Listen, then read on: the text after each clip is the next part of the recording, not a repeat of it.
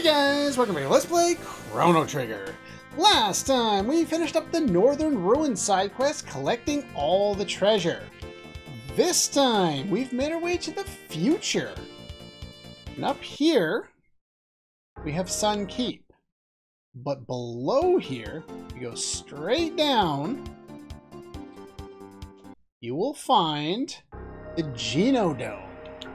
Now if we open up our menu here, it's way out by itself. So this is pretty much your easiest way of finding this place. This is, well, considering we have Robo leading the party, you don't have him leading the party, that will soon change. This is the factory where apparently machinery originated. Who enters here unbidden? Welcome home, R66Y. Or should I say, Prometheus? You dare to defile this place with humans? I haven't seen them in ages. Let me welcome. Come closer. You've locked my exit. I have serious doubts that this is going to go over well. Actually, I'm going to switch in Chrono for this. Let's see just what you can do. Allow me to introduce to you the best farming spot for experience in the entire game. And let's show off Dark Mist.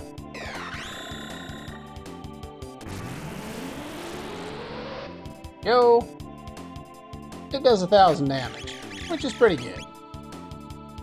It's not the best thing in the world, but it's not the worst thing in the world either. Chrono will finish off that one there. The reason why this is the best grinding spot in the entire game is because it's a gauntlet. You're forced to fight, I think, 4 or 5 battles in a row. And let's show off the next one. We've got some other text to work on. Let's show off Shock. We haven't seen all these texts yet, so I want to show off as many as I can. Robo is required for this place. Magus needs the tech point, so he's stuck in here. So we're going to show off all the different dual techs that we can show off between Robo and some of the other characters. There's Shock. Shock is, even though a lot of, Robo's techs are, kind of interesting. Because he's got Laser Spin, which is shadow-based. He's got Area Bomb, which I believe is fire-based. And he has Shock, which is lightning-based. Rocket Roll is also shadow-based. Max Cyclone is physical. And Super Volt is lightning as well.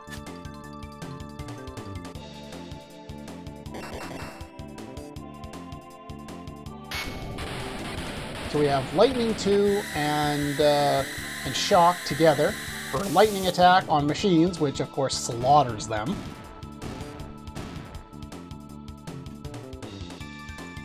Once you get powerful enough, you can have someone as, I shouldn't say this, but as weak as, Magus here with a Lightning 2 spell and have him take out the entire group.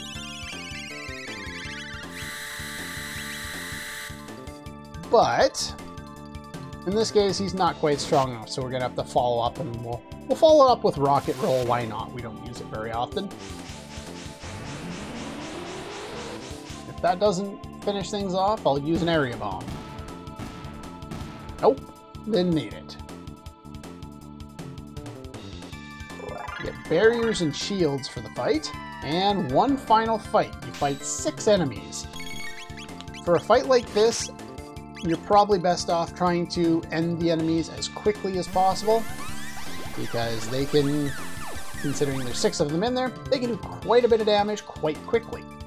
So something like Luminaire is your friend, as is the Golden Stun.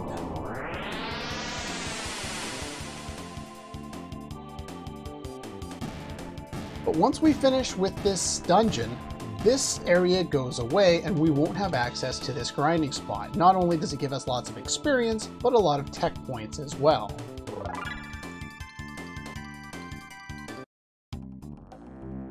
Not bad for humans, but can you find your way to me? Now, before we do anything else in here, I'm going to show this off right away. I'm going to fight these guys here, get them out of the way. Now, Area Bomb we haven't seen. This one is, at least I don't think we've seen it. This one is focused around Robo. And if more than one enemy would move closer to him, that would be beneficial, but that's not seemingly going to happen. It damages enemies around Robo. He basically, you know, blows himself up. It's not the greatest flat-out damage that you can see, but it's not terrible either. It has its uses depending on how you've built up Robo, and by built up I mean who you gave your magic tabs to, since that's primarily what changes who's the most useful at specific things. If you gave all your magic tabs to someone like Magus, then you can probably one-shot the enemies down below with Lightning 2. If you gave it to Robo, then he'll have a really nice heal beam. And if you gave it to Chrono, his Luminaire dominates everything. 300 years ago, the Lavos disaster greatly changed the planet. At this rate, humans will die out from pure despair. Here is the dust chute. If we enter the dust chute, it's our escape point if we want to use it. What I'm going to do now is, because I need to gain a few more tech points here for Magus, we're not going to... I think I'll probably do this twice. Because what happens here is now we can enter here, and we do the gauntlet all over again.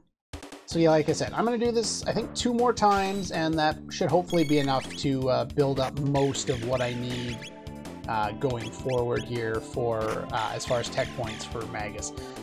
I would have eventually learned all of his techs anyway, but this is just going to allow me to do it faster. So anyway, I'll cut this out and I'll see you in a couple moments. Okay, all finished up there. Here, you'll see a little switch. We're allowed to go in once we hit it, and until then, other than trapping Magus in there, we can't go in there until we hit the switch again. And this door seems to be locked. You know what? Let's pull out Magus for a quick sec, and we'll bring in these two, because I can't remember if I've shown this off yet or not. Let us show off Red Pin if I haven't already shown that off. And we'll Uzi Punch the other guy there. So yeah, Leap Slash and a basic fire spell. I like how they've named these guys throughout the game, these enemies. We had Debug, Debugger, and now Debugest. It's stupid, but it's also clever. Here, we can't get past this guy. So no treasure for us. Okay, so let's bring Magus back, and we'll bring in Marley as well. We have one dual tech to show off here. No treasure chest for us. Got to fight these guys first. Proto 4s. Just like the enemies we have been fighting all along here. Don't worry too much about them. We learned Black Hole. I didn't show it on screen because I was mashing the button to go through it. So let's show off what it does here. It's an interesting technique. It's focused around Magus. And what it does is it has a chance at pulling the enemies in for instant death, but it doesn't always work. Cure Touch, if I haven't shown it off, this is what it looks like. Okay, it looks exactly like hers and Frogs. Okay, or Robos and Frogs. But it just gives us all the points. We'll try this one more time, see if it works. Power of Life and Death. It's a very basic description, and it does, in fact, explain things, if not very well. There are a number of enemies who are immune to this. It's not the best thing in the world to use, but it does have its uses, and I will kind of talk about those when we get there. Life 2 we haven't seen, but we will eventually see it. Let us do Lightning 2 here. Hey, that hits two people. I didn't know that. Rarely am I, do I have two characters that are that close.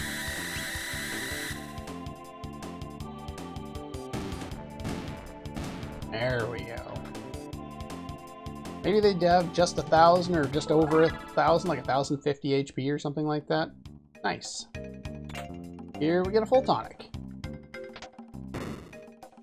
No, that's not what I want to do. I want to read the thing there. It doesn't let me read it.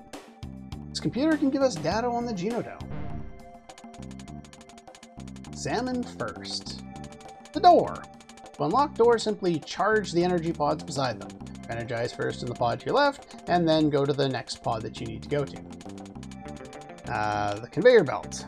Belt to the right can be reversed with a switch above it. Okay. The guard machine. The robot guarding the figurine will block anyone that tries to pass, but if you place 2 guards in front of each other, they will short circuit. Turn the broken guard to the room upstairs.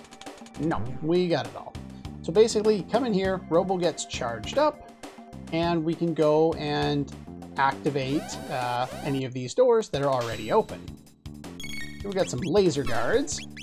Let's do a simple lightning 2 here to finish this off.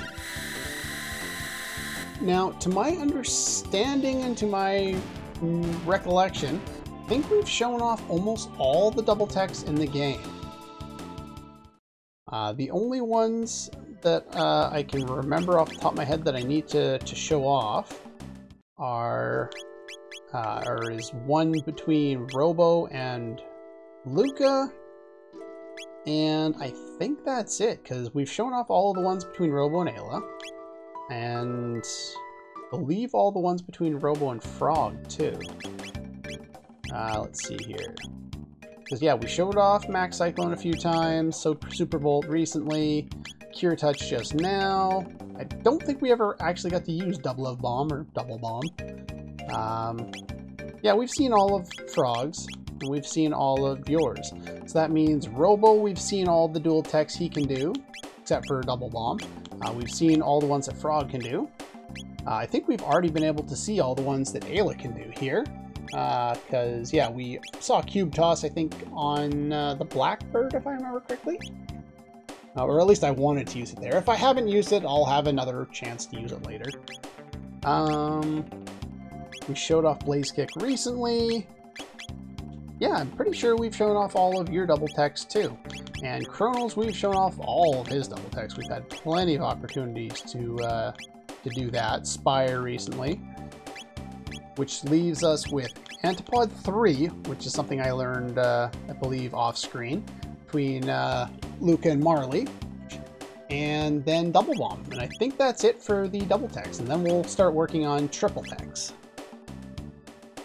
Alright, now the code here to unlock that is just, you know, on either side there, which is pretty basic. Square's used that password a lot, a few times in the Super Nintendo generation. Here, we get a Piezo doll. And if we come back up here... Come on, there it is. Don't know why the game does this, but they love to hide items in locations after you've already been there. Another speed tab. Alright, so let's get this. Go down here. We can unlock that. We can already unlock that door. We didn't need the electricity for that. And we can also unlock that door. Now, if we go up here, there's a laser on here. I don't think we can do anything up here. What? But I guess what it shows you, I never could figure out as a kid what this did. But I guess it's only supposed to show you that there is indeed a path back there, which will be important information to learn. So you need to open up this one now. Now, they might intend you to do a loop around, which involves removing this, and then turning the switch around to move the conveyor belt around, but you don't need to. So I'm gonna actually do this first. We're gonna get that. And we're gonna book it right over here. And we should have enough time. As long as I don't get stuck on anything. You have just enough. Really? I didn't think I got stuck on it that badly. Try that again. Because I know you have enough time to do this. I've done it before. Okay, I'm lost. There's only two things that are different that could possibly be causing this, because I know I've been able to do this in every playthrough I've ever done of this game, except for maybe the first one where I didn't know better. But I know you can make this run. The only thing that's different is I've never played this game on SNES 9X before, so the emulator could be doing it. The other is I've got a new monitor that's 144 Hertz. It's the only other thing I can think of that might have any bearing on it. So yeah, I don't know. I don't know what to tell you. But I guess we can't do that quite yet. I guess we'll show off the intended route. In here, we've got a full tonic and 50,000 G. Cool. It's another Vigil hat if you want it, but we don't. In here is an elevator, which we can take in a moment.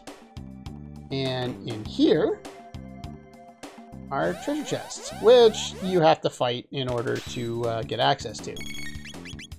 Let's see here. Double bomb. Probably the most powerful dual tech in the entire game.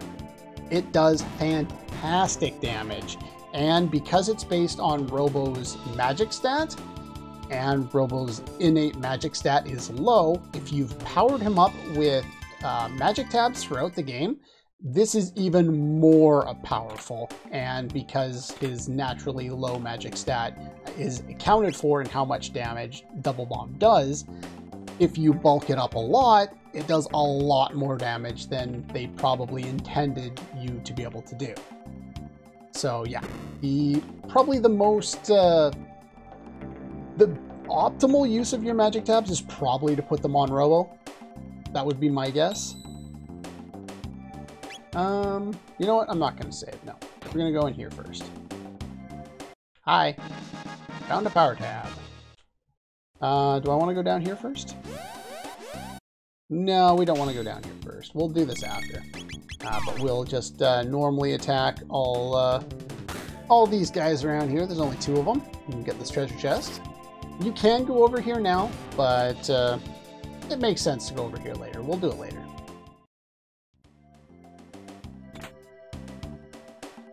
Yeah, we'll go up here. This is the intended route. Don't you understand? The planet would be peaceful if there were no humans around. Yet you still want to fight. Why? Now, from, you know, from a certain perspective, you could definitely see the point of view. You know, in this world, Lavos destroyed the world, but it's entirely possible that, you know, from various perspectives that we could destroy our own world in the future. So you can kind of see the perspective of the computers here that are talking to us. We don't know anything about them, but someone's been talking to us through a computer. I'm guessing there's like a loudspeaker or something like that over, it goes through the whole place, and someone's talking to us. Don't know who yet, but we'll find out. Here's another elevator. Oh! I actually wanted to bring in a different party for this fight, but that's fine. Whatever. Whatever. Not a big deal. Alright. And so we hit this, and that removes that thing. If we go over here and we go straight across, we can hit the switch, which reverses the direction of the conveyor belt. If we go in the middle, we hold down. Where do we go up? We press up.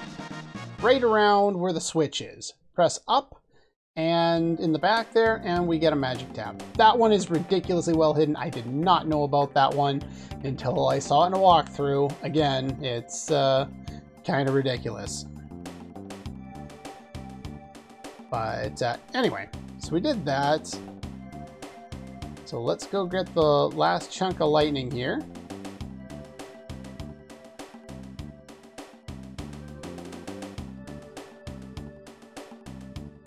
And there we go.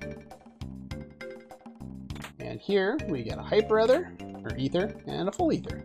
And if you press the A button on this guy, for some reason, he now follows you. Thing is, he's stupid. He gets stuck on walls constantly. Come on, up here, you dumbass. Follow me. Follow me. Come. Follow me. Come here. Follow me. Follow me. Got Diablo on the brain. Come on. Follow me. You could walk, I guess, too, but I don't like not holding the run button in an RPG that I can hold the run button in. It's just all kind of part and parcel. You have to hold it. You've always got to hold the run button. And if you go too far, I don't think he catches up or anything. So anyway, let's drag his ass over here. They said if you put two, side by side, they will short circuit. There we go. And so they've short circuited. Get by them, get another Vigil hat for free, and a Piezo doll. You need these dolls in order to progress here. So let's jump back in. That's the wrong one. Let's jump back in here. I think we have to take an elevator either way.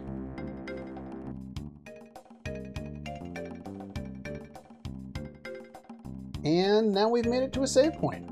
That's probably as good a place as any to end off the episode, since I know the rest of this dungeon will probably take another pretty much a full episode in order to complete. So anyway, that's pretty much all the time we have for today. Next time, we'll finish off, as I said, the rest of this dungeon and see what exactly is going on here and who's been talking at us through this loudspeaker. Anyway, that's all for this one, and I'll see you guys next time.